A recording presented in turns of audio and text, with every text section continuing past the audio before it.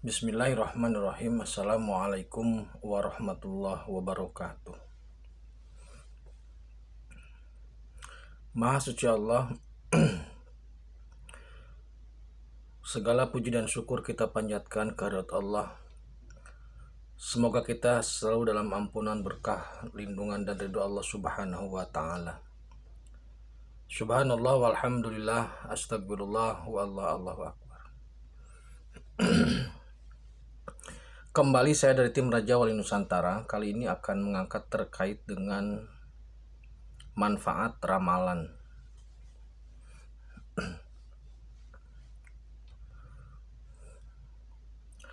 Ada pertanyaan besar, apakah manusia itu mampu atau bisa mengetahui masa yang akan datang atau mengetahui sesuatu yang akan terjadi? Maka jawaban itu adalah mungkin saja. Mungkin saja, bisa saja manusia dapat mengetahui sesuatu yang belum terjadi atau yang akan terjadi. Adapun jangkauannya itu variatif ya, jangkauannya variatif.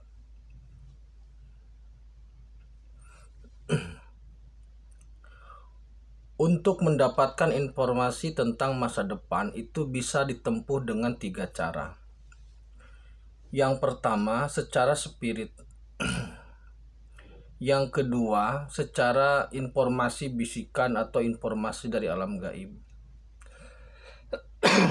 Yang ketiga, melalui data atau hal-hal yang memiliki karakteristik ilmiah.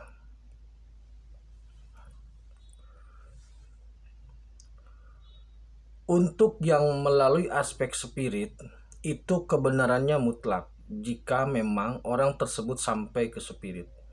Makna spirit di sini bukanlah sebatas alam gaib biasa, tapi memang mampu menembus informasi yang hakiki. Informasi yang didapatkan secara spirit itu pun biasanya informasi yang berupa simbol. Kenapa demikian? Karena Allah menginginkan keharmonisan, menginginkan keseimbangan yang terjadi. Pemberian informasi secara spirit kepada orang-orang tertentu itu memang dipilih. Karena apa? Karena tidak semua orang mampu menerima informasi tentang atau terkait kejadian yang akan datang. Bagi orang-orang tertentu yang melakukan tirakat atau melakukan tapabrata atau apapun namanya, memang Allah ada yang Allah izinkan untuk mendapatkan informasi itu. Beberapa yang terkenal memiliki kemampuan untuk menjangkau masa depan itu adalah Raja Jayabaya dari Kediri yang yang hidup bertahta sekitar 1135-an. Kemudian Prabu Siliwangi sekitar 1400-an.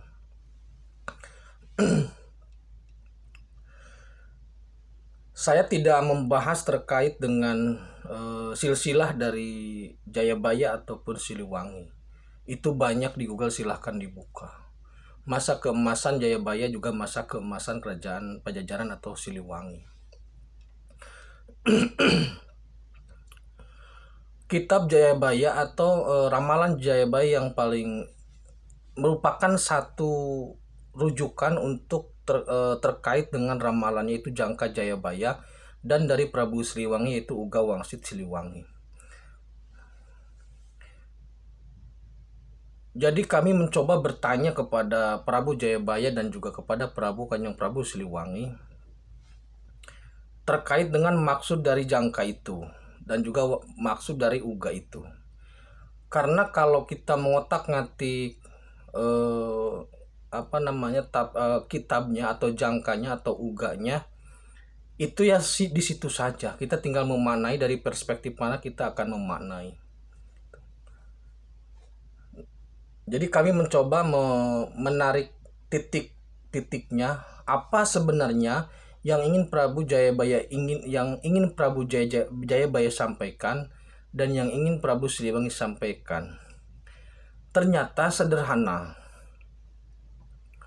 Jangka Jayabaya ataupun Uga Wangsit Siliwangi pada prinsipnya adalah forecasting atau ramalan tentang masa depan. Nah, yang diharapkan dari adanya forecasting atau adanya ramalan itu adalah kesiapan manusia, kesiapan masyarakat terkait dengan menyambut hal itu. Makanya ramalan yang beliau atau dua orang ini sampaikan ini karakteristiknya simbolis. Kenapa demikian? Karena karakteristik ramalan itu di samping simbolis juga fleksibel, menyesuaikan dengan zaman atau menyesuaikan dengan situasi yang ada pada saat itu. Makanya kalau kita terus terjebak pada teksnya itu pasti multitafsir. Jadi maksud dari Jayabaya membuat jangka itu adalah untuk memberi peringatan, untuk memberi kehati-hatian agar terbentuk kewaspadaan dalam setiap diri masyarakat gitu. Jadi ketika ditanya apa maksud dari jangka Jayabaya itu, jawabannya sederhana seperti itu. Sederhana seperti itu, sehingga Prabu Jayabaya berharap hal itu tidak terlalu dibesar-besarkan gitu loh. Karena apa? Karena tujuan utamanya bukanlah mengotak-ngatik atau menggali potensi yang ada dalam kitab itu, tetapi lebih pada aplikasinya. Seumpama Prabu Jayabaya meramalkan bahwasanya Pulau Jawa berkalung besi atau berkalung besi lah itu. Sekarang terlihat kemudian kita manis sebagai umpamanya sebagai Pulau Jawa sudah ada rel kereta api. Jadi pada intinya adalah bagaimana kita menyikapi hal itu, bagaimana kita mempersiapkan itu ketika jangka Jayabaya memprediksi akan ada banyak bencana gitu. Jadi bukan berarti kepercayaan terhadap ramalannya, tetapi lebih pada kesiapan jika hal itu terjadi. Tetap berdoa agar hal itu tidak terjadi, tetapi harus ada kesiapan jika hal itu terjadi begitu. Itu yang diharapkan Prabu Jayabaya terhadap jangka. Itu pun juga terkait dengan SP terkait dengan Satrio Piningit itu. Memang Jayabaya memprediksi akan ada sosok itu gitu. Tetapi untuk sosoknya, karena Jayabaya menggunakan bahasa pada masanya menggunakan bahasa-bahasa pewayangan pada masa itu, maka untuk saat ini bahasa itu tidak relevan. Artinya apa? Memaknai SP dalam jangka Jayabaya itu haruslah dikondisikan atau haruslah disesuaikan dengan situasi kondisi pada saat ini gitu loh. Jadi pemaknaan tentang manusia setengah dewa, tentang kesaktian dan sebagainya haruslah dikondisikan atau direlevansikan dengan situasi saat ini. Karena Prabu Jayabaya waktu itu tidak bisa melihat detail situasi pada saat ini gitu loh. Dia hanya mampu memprediksi atau mampu melihat sesuatu secara garis besar atau bahkan hanya simbol saja gitu. Jadi SP yang digambarkan Jayabaya ataupun semua ramalan Jayabaya itu aplikasinya sangat fleksibel. Jadi kita harus pandai menarik atau mereduksi ramalan jangka itu dalam situasi saat ini. Jangan kaku terkait dengan teksnya gitu loh. Jadi pemaknaannya harus sangat fleksibel. Makanya kalau kita mencoba memaknai SP dari tafsir Jayabaya memang jelimet sekali gitu, jelimet sekali. Kalau kita mengejar cara berpikirnya jangka Jayabaya, cara berpikirnya Prabu Jayabaya, maka akan kesulitan. Sehingga hal terbaik adalah menggunakan cara berpikir saat ini dengan referensi itu, baru kita bisa. Gitu. Pun demikian terkait dengan Kanjeng Prabu Siliwangi. Uga Siliwangi secara sebenarnya juga sama. Ketika kami bertanya kepada Kanjeng Prabu, sama saja begitu intinya. Bocah Angon atau budak Angon atau budak janggotan itu, mana janggotan itu sederhana, dewasa orangnya gitu. Kemudian bijaksana, dewasa, kemudian budak Angon atau bocah Angon itu adalah bocah yang bisa mengangon waktu gitu. Karena seorang penggembala atau pengangon itu adalah orang yang sangat sigap dengan waktu, yang sangat titen dengan waktu. Ketika pagi dia keluar, ketika sore dia pulang.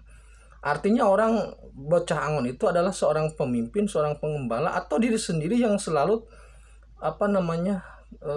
terikat, tersadar dengan situasinya. Jadi sejauh mana kesiapan menghadapi waktu. Jadi pada prinsipnya dua ramalan itu lebih kepada peringatan untuk penyikapan terhadap kemungkinan situasi itu akan terjadi. Jadi prediksi atau ramalan yang baik memang seperti itu, gitu loh. Nah, kemudian pertanyaannya, apakah memang mungkin seseorang mengetahui masa depan? Gitu. Jawabannya sangat mungkin. Karena apa? Ya alamu ma baina aydihim wa ma khalfahum wa la yuhituna bi syai'in ilmihi illa bima syaa, itu jelas. Jadi seseorang yang Allah izinkan itu bisa mengetahui masa lalu, masa sekarang, dan masa yang akan datang. Walaupun dalam dalam jatah atau dalam karakteristik yang berbeda, tetapi targetnya sama atau goalnya sama gitu. Nah,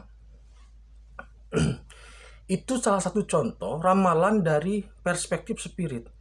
Jadi kemampuan Prabu Jayabaya memecah ruh dan melintasi masa depan, kemampuan Prabu Siliwangi memecah ruh dan melintasi masa depan itu dapat kemudian membaca simbol-simbol saat ini dari zaman saat itu gitu. Sehingga itu ramalan itu menjadi manfaat. Jadi jangan dikutak-atik ramalannya terus. Yang terpenting adalah aplikasi dari ramalan itu, sikap kita terhadap isi dari ramalan itu harus bagaimana. Apa yang manfaat baik yang bisa kita ambil. Bukan mengagungkan ramalannya atau malah mengkultuskan pemiliknya. Itu salah. Gitu. Jadi Kanjeng Prabu Siliwangi maupun Kanjeng Prabu Jayabaya mengharapkan bahwasanya ramalan itu dijadikan sebagai salah satu referensi dalam menyikapi kondisi atau situasi saat ini. Karena setiap periode memang berbeda, ramalannya berbeda. Kemudian yang kedua, ramalan yang informasinya berasal dari makhluk-makhluk gaib. Ramalan ini biasanya karakteristiknya itu hanya selintas saja gitu. Seperti begini. Ada kapal jatuh, ada kapal tabrakan, ada pesawat jatuh, ada kebakaran, ada gunung meletus. Hanya begitu saja. Tidak didukung oleh data-data spirit yang pasti. Akurasi dari ramalan yang berasal dari bisikan ini tidak sampai 5%. Jikapun benar, ya benar. Jikapun tidak, ya tidak gitu. Artinya apa? Yang benar ya kebenaran atau kebetulan, kalaupun tidak tinggal meramal lagi.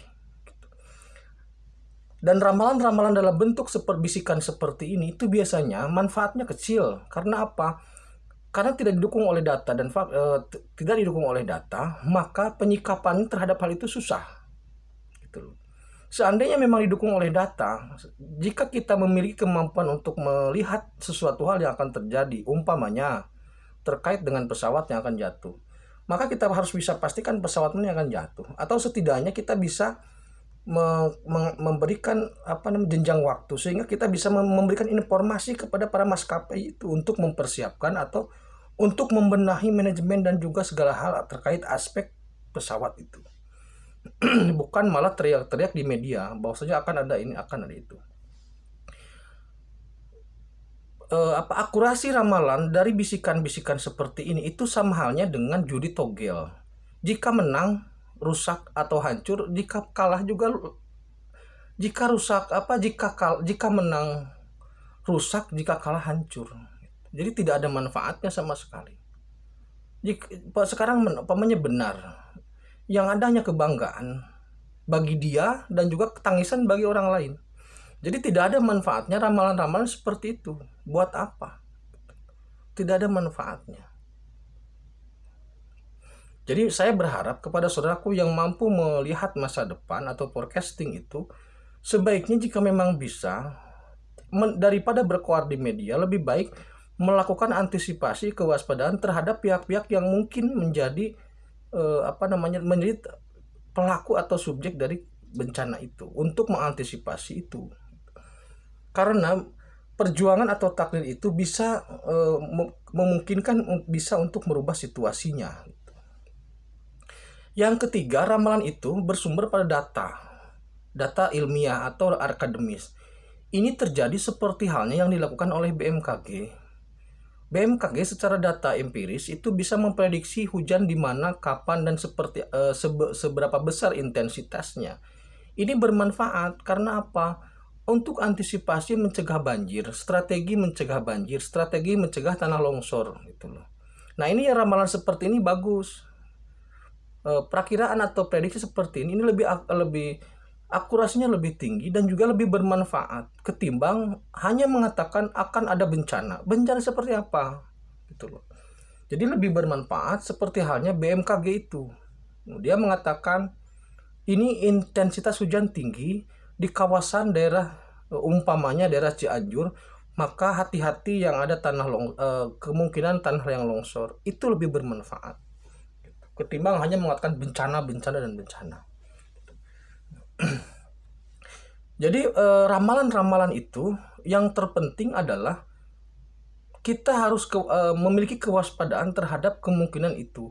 Ketika ramalan itu didukung oleh data dari spirit ataupun data dari empiris, itu akan lebih memudahkan kita untuk mengambil sikap ketika kemungkinan menghadapi situasi yang diramalkan itu, daripada hanya sebatas ucapan ada bencana, ucapan gunung meletus gitu. Itu ya. Jadi saya berharap kepada saudaraku yang memiliki kemampuan untuk meramal, melihat masa depan, jika itu adalah hasil dari data spirit yang bisa ditembus, yang Allah izinkan untuk dilihat, maka sebaiknya daripada membangun publikasi, lebih baik menyiapkan antisipasi dan kewaspadaan untuk saudara yang lainnya. Jika itu adalah bisikan, itu akurasinya jangan dipercayalah, kecil sekali, tidak ada manfaatnya. Kemudian jika itu adalah data empiris, itu lebih baik ya, itu lebih baik supaya mengantisipasinya pun secara ilmiah, secara akademis. Demikian terkait dengan ramalan Jangka Jayabaya dan Prabu Siliwangi. Kembali saya tegaskan bahwasanya Prabu Siliwangi maupun Prabu Jayabaya sangat mengapresiasi terhadap orang-orang yang menggali kitab Jangka Jayabaya dan juga Ugawang Sit Siliwangi. Tetapi yang terpenting adalah penyikapan terhadap Uga dan Jangka itu, sehingga lebih bermanfaat. Fleksibel, maksudnya difleksibilitaskan pada situasi yang ada saat ini. Jadi jangan terpaku memaksakan cara berpikir, menggunakan cara berpikir Jayabaya pada masa itu, karena tidak akan nyambung, situasinya sudah berbeda. Tetapi harus dibangun berdasarkan gaya berpikir saat ini, sehingga relevan dan bisa digunakan atau ada manfaatnya untuk kehidupan kita saat ini.